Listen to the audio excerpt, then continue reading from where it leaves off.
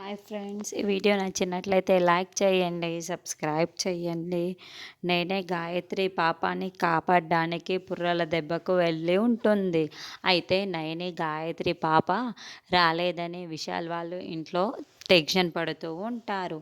అప్పుడు గాయత్రీదేవి పేరు తలుచుకుంటూ ఉంటారు. బ్రో, మనం గాయత్రి పెద్దమ్మ పేరు ఇలా తలుచుకున్నామా లేదో, నయని వదిన గాయత్రి పాపని తీసుకొని వస్తుంది బ్రో, ఒక్కసారి అటు చూడు బ్రో అని విక్రాంత్ చాలా సంతోషపడుతూ బయట గాయత్రి పాపను ఎత్తుకొని వస్తాడు. విశాల్కి చూపిస్తూ ఉంటాడు. ఫ్యామిలీ మెంబర్స్ అందరూ కూడా అక్కడే ఉండి లోపలికి వస్తున్న నయని గాయత్రి పాపను చాలా షాకింగ్గా చూస్తూ ఉంటారు. ఇక నయని ఒక చేతిలో కత్తి పట్టుకొని ఇంకో చేతిలో గాయత్రి పాపని ఎత్తుకొని ముఖం నిండా కూడా రక్తంతో లోపలికి అడుగు పెడుతూ ఉంటుంది.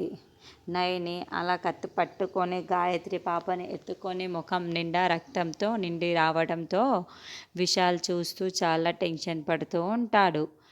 నయని, ఏమైంది నయని, ఏంటి ఇదంతా అని విశాల్ ప్రశ్నిస్తూ ఉంటాడు. బాబుగారు, పాపని తీసుకోండి, గాయత్రిని తీసుకోండి అని నయని చెప్తుంది.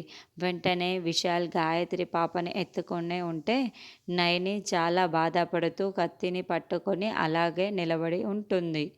నయని, ఏంటి ఇదంతా అని, ఏమైంది అని, ఏంటి అని మాట్లాడడం ఏంటి నయని అని విశాల్ అడుగుతూ ఈ కత్తి ఏంటి, ఈ ముఖం నిండా మరకలేంటి అని, నువ్వు గాయత్రి పాపని ఇలా ఎత్తుకొని రావడం ఏంటి, అసలు ఏం జరిగిందో చెప్పు నయని, నిన్నే నయని అని అడుగుతున్నది అని విశాల్ ప్రశ్నిస్తూ ఉంటాడు. నయని ఏమీ చెప్పకుండా చాలా బాధపడుతూ నిల్చొని ఉంటుంది.